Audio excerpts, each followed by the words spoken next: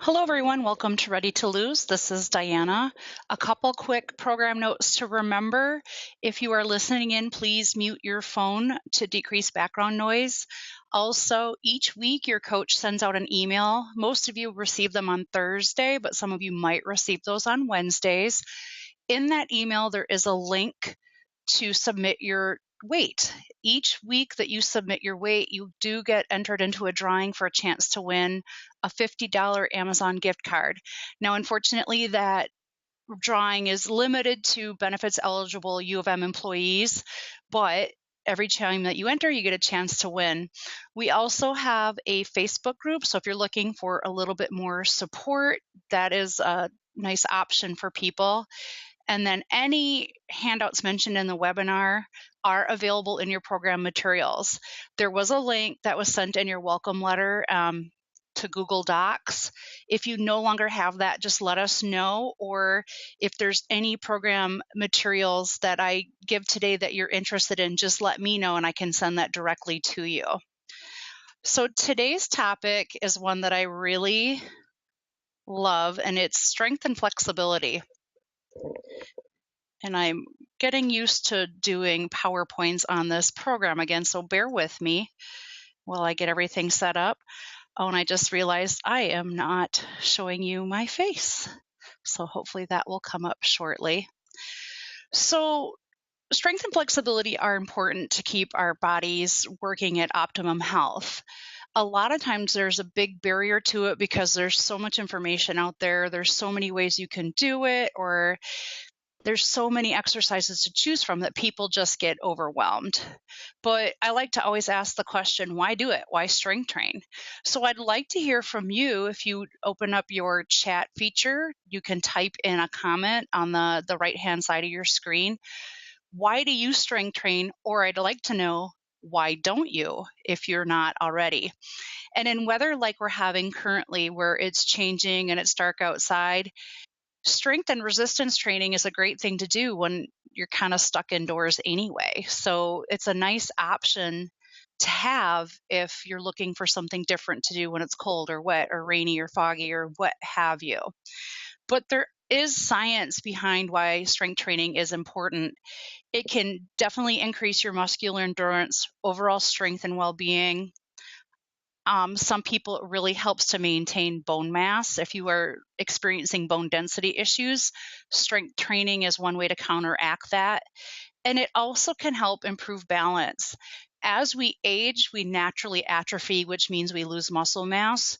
So strength training throughout your life can really help support your independence. And longevity, like living alone. Things that you do every day might seem like they're more challenging than they used to be, like carrying groceries or doing your laundry and carrying that laundry basket. So keeping your body strong not only helps your metabolism, but it helps with everyday activity. Where it gets overwhelming, let's take a look at the neck. Look at all this data around strength and resistance training: proper speed, lift and lower, range of motion, you want to protect your joints, good form, safety, blah, blah, blah, blah, blah. There's so much information with strength and resistance training that we want to kind of ease people into it and kind of give them some background. It looks like I did get one chat comment, so I do want to read that. It says, I do it through Jazzercise. They have strength classes once or twice a week. And it's hard to get it in if I don't go to a class. So it's good that you kind of know, if I do this class, then I will get something in. I'm really curious about the people who don't do it. I'd like to see their comments and see, how do you get strength training in? Or if you're not, what are you doing? More importantly is just understanding that it's good for your body. So we have a nice handout that summarizes everything. Let me share this PDF with you real quick. If you hold on, bear with me. I'm not seeing it. So let me know if you're not able to see the strength training PDF. Okay, so this handout gives you a really good overall summary of what it is, why I should do it, how to do it. And this is really for people who are a beginner or have maybe done it in the past but don't really know where to go with it. But look at all these benefits to strength training. Again, like I mentioned, improves your ability to perform everyday tasks. Bone density becomes a big concern as we age. Low back pain, and a lot of low back pain is not just because something's wrong with your spine, but most people have weak glute muscles. The glute muscle is supposed to help with your push and your power, but because we sit so long that our glute muscles are I say we're getting flatter and wider. So it's having some of that power that muscle is supposed to do some of the work, but it's getting weaker. So whenever you have an area of weakness, tension goes above or below it. And that's why a lot of people are having low back pain. Also with that is a weak core. When we sit a lot or we're inactive a lot, our core strength, our posture isn't supporting our spine like it should be. So strength training can definitely help that area. Someone is not seeing the presentation. Let me type a message real quick.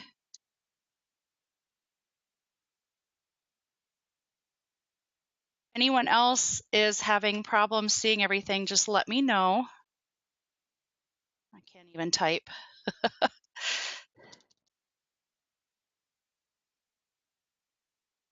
They might not have enabled their audio or visual. Okay, back to resistance training. Okay. Now I got the PDF back open. Sorry, everyone. We got a little logistical issues going on here. Hopefully we can get it all figured out. So anyway, as I was saying, keeping your body strong can help it do the things it needs to do. Now, this handout also has guidelines for frequency, and it says depending upon your goals 3 to 4 days a week, but I would say if you're not doing anything at all, think about adding things in once a week. Or what some people will do, will take handouts that I'll show you in a little bit and maybe do 1 or 2 exercises a day, or they'll use the handouts as a break at their desk. Some people are more comfortable doing exercises at their workstation than others. Here at M Healthy, it's not that odd for someone to stand up and do some squats or stretch or do things like that.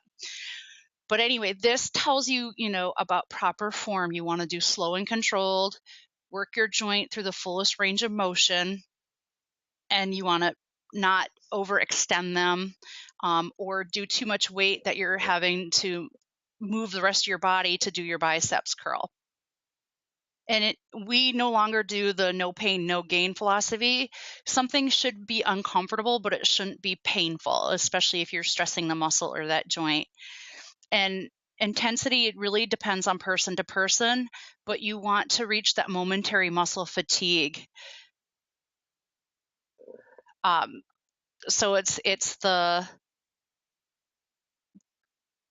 where your muscle, you can do the repetitions and it starts to get kind of hard and tired. So that's the intensity level we're working with. Duration, I used to hear from people, if I don't spend an hour at the gym, it's not worth anything. I'm of a different mindset of I want to get this done quick and hit all my major muscle groups. So the number of reps you do usually should be somewhere for 8 to 15 repetitions.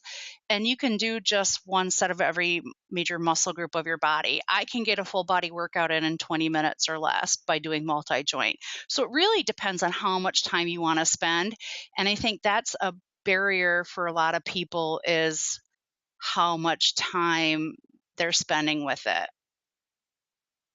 All right. Lots of different equipment to use.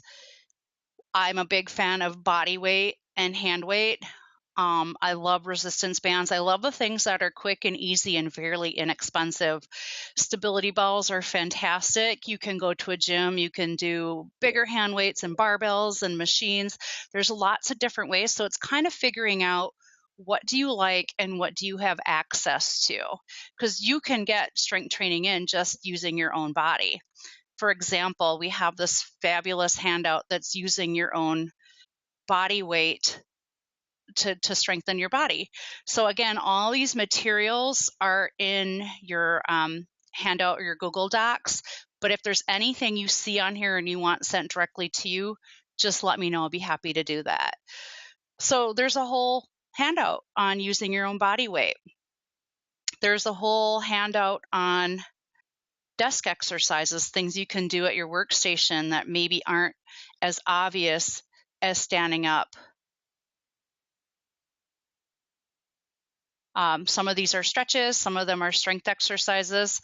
Some of you might feel a little weird standing up and doing some squats at your desk. Some of you work in customer service, so that's probably not kosher, but if you can sneak away, have a little break, do a couple exercises, moving your body will help you feel so much better if you move throughout the day. So there's lots of different things you can try. I don't recommend tree pose yoga unless you really feel comfortable with that. But again, lots of things you can do at your desk, lots of things you can do with your own body. The ones you're seeing here lying on the floor with ankle weights, you can do a similar motion standing up. So you can modify a lot of these for your own needs and your own body. You don't have to worry about doing them as is. And then, of course, there's core. We have core on this body weight, but we also have a whole sheet of just core exercises that you can do. So you have a lot of resources available to you right with your materials handout. All right, it seems like a couple people might be having trouble with the presentation, so I apologize for that. If you are having difficulty, please email us so that we can help you problem solve outside of the presentation time. I'm sorry I can't get to you quite now, but we definitely need to make sure we help whoever of you are having issues. Okay, so along with strength training, I already mentioned functional strength training, which is, using your own body weight or balance exercises, stability ball, hand weights, bands. There's lots of ways to strength train. But one thing I do want to mention separately is neuromotor and balance exercises. This is sometimes called fitness or functional fitness training. As we age, I don't know if you've ever noticed that, all of a sudden standing on one foot and putting on your socks, if you didn't have the couch or the bed behind you, you fall over. So neuromotor training is training what's called proprioception. So say you stand on one foot and you can feel your foot moving side to side and shifting. That's neuromotor. That is feedback going to your brain about where your body is in relationship to the ground. Balance is one of those things. It's like use it or lose it. It's keeping that neural pathway, that message from your brain to your foot back to your brain nice and quick and sharp and super quick response, also called reaction time.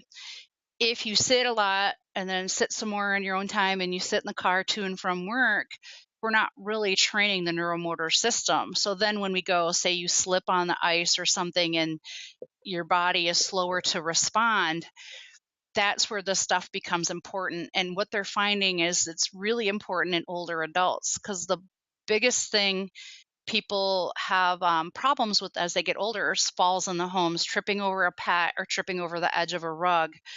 So keeping that neuro system nice and sharp can really help you. So the exercises can include, balance, agility. That's like changing directions, coordination. It can be as simple as doing a finger to thumb touch and going back through, just to work on that neural pathway, that message from your periphery to your brain. It could be multifaceted activities like Tai Chi or yoga, where you're moving through a sequence and holding, and you're just getting different parts of your body to send messages to your brain. And it really has been shown to improve physical function and prevent falls in older adults. Well, any of us, frankly. It says 20 to 30 minutes per day is appropriate, but I would say, I sneak in standing on one foot, waiting in line. Or if I'm doing a presentation in front of people and I'm standing, I'll casually tuck the toes of one foot behind the ankle of the other and stand on one foot as I'm presenting. And then I also work on core engagement. So I try to build in the little things that I can during my day so it's not feeling like I'm adding more on top of my already busy schedule and life. But if you want more information on neuromotor imbalance, definitely let us know. We are currently working on a handout for that. It's not done yet. But if you'd like some ideas, again, let me know or let your own health coach know, and they can connect you with me after the presentation's over today. The other thing I want to touch on, and hopefully I'm not rattling through this too quickly for you, is stretching and flexibility training. Why stretch? What's the point of it? How much? How often? What should I stretch? So the barrier to people doing a lot of these things is, again, it's so much information coming at you. So I always say if something is sore or achy, stretch it. And if you can stretch it for 30 seconds in your day, better. What's the whole point of this stretching business? What they found, there is controversy with the research, but what they have found for most people, it can potentially reduce a risk of injury or even pain because it helps to maintain your range of motion in your joints. So take sitting all day, for example, and I don't know if you can see me because I can't tell if the video is working or not, but when you sit, your hip flexors, the front of your hip and thighs are shortened. Your glutes are not active because you're sitting on them. And depending how you sit, your core could be slouched or you could be sitting up tall and using it.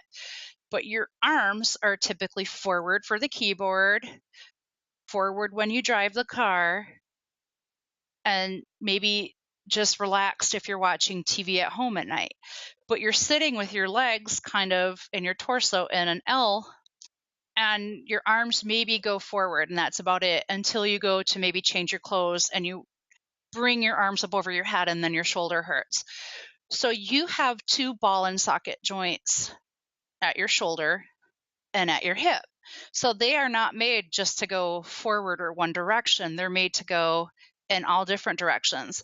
But we don't spend a ton of time working on our range of motion because we get in such a habit of doing certain things throughout our day. So if anything, if you can even stop and lift your arms above your head or pull your arms out to the side, it gets that joint moving the way it's supposed to. And so it doesn't end up kind of stuck in one position for a long period of time because we are made to move. We just don't move as much as maybe our ancestors have. The recommendation for adults is flexibility exercises 2 to 3 days a week to improve range of motion, holding the stretch for 20 to 30 seconds. Is it necessary? I'll leave that up to the individual, but I would say sometimes you're more comfortable if you do stretch or you do open up that joint in the opposite direction of where it was stuck all day, like stretching out your hip flexors. And it can even be, changing the way you walk a little bit so that you're, either stretching out your stride or going upstairs. It's doing a lot of things different than what you would normally do all day long so that that joint works like it should, to do all the things that you want to do. So say you sit, you drive, you work, you do that, and then all of a sudden you go swimming and you're like, oh my gosh, my arm really hurts. Probably because you spend so much time like this that when you move that joint up, like through a swim stroke, it's not used to it. It might take a little bit to get warmed up, or you might be fatigued afterwards because all the little connective tissue around that joint is kind of stuck in your holding pattern, so to speak. So stretching can also help alleviate, your chest maybe gets really tight. So then all the muscles on the back of your neck are pulling. So one stretch that's really good for computer users is even just a chest opener where you pull your elbows back and open up through your chest. So there's a lot of different good stretching information out there. And I'm going to pull up that PDF momentarily. So hang on. There we go. So just like the handout we had for strength and resistance training, we have one about flexibility training as well. Why should I stretch? When should I stretch? How should I stretch? Stretching can also help your circulation, especially if you start to get swelling if you sit in one or sit in the car. Moving that joint, even seated heel raises. There's a lot of different things you can do to keep your body happy and healthy. And again, when the weather maybe isn't optimal, these are things that you can do inside at home in whatever clothes you want to wear. You can wear your pajamas. I was in pajama pants all weekend because it just was gray and blah. But these are things that you can kind of piece in while you're doing something else, watching TV, maybe a brief 1-minute break at work. Again, this handout has information. How do I stretch? What I stretch? And I think it even has examples of stretching. And I do want to point out the ones that they're showing this quadricep stretch. Again, you can do that standing up. Excuse me, you can even modify it for in your chair, sitting sideways in your chair. The chest stretch in this doorway, I love that stretch. And if that's too intense for your shoulders, there's a way to modify that. Hamstrings, you can even do seated in a chair. You can sit at the edge of your chair and have your leg out straight, and then you bend forward over that foot to stretch your hamstring. The lumbar extensors, you can just lean on a counter or a chair or a table and do this standing up. So there's lots of ways to modify these stretches so that you don't necessarily have to get down on the floor, because some people have knee pain or hip pain and they just don't like to get down and get back up. Some of these people will do in bed so that they're already lying down and then they can just go through some of the stretches in their bed. But it's really just figuring out, okay, what do I want to focus on? Say your back hurts. Okay, what can I do to help my back? That's maybe 2 or 3 things. If you're not really sure where to start, that's a perfect example of why you should reach out to your personal health coach, because they can definitely help you with figuring out what's right for your body, how to do these things, and maybe a nice progression for you over time. Also, with this handout, there is a separate stretching handout. Again, there's some duplication, but there's also maybe some that aren't on there. Now, we don't recommend when you do the neck stretches that most people shouldn't do the extensor where you're tipping your head back. That's contraindicated for some people. We also don't recommend a ballistic movement where you're circling your head. You can see I'm doing a tiny circle, but instead take to the side and hold. Always come back to center when you're working with your neck, then maybe take to the other side and hold. Always come back to center, and then if you want to stretch the extensors, the back of your neck, you tip your chin down, but you don't do the full circle like it's showing on there. Let's see if there's any different ones on here that typically feel pretty good. There's that standing quad stretch. They're showing the hamstring with a foot on a surface, but again, you could sit in a chair and do these. Some of these things are, things that feel great in your day. And again, lots of information on, don't hold your breath and don't bounce. If any of you remember the Jane Fonda days, she did a lot of stuff ballistic where she would just throw herself forward and then bounce back up. We no longer do any sort of ballistic movements with people just to protect the joint. Okay. Boy, I feel like I talked you guys' ear off. So what I would like to do, we've got about 5-6 minutes to wrap up. I would like to take this time to see if anyone has any questions or any comments they want me to address. any of the handouts they would like me to share again and answer a question on. So this is your time to kind of pick my brain and let me know what it is you're looking for or that you need more information on. So use the chat feature. Let me know if I can pull up one of these handouts again and go over anything, or if you have any questions about strength training or stretching in general.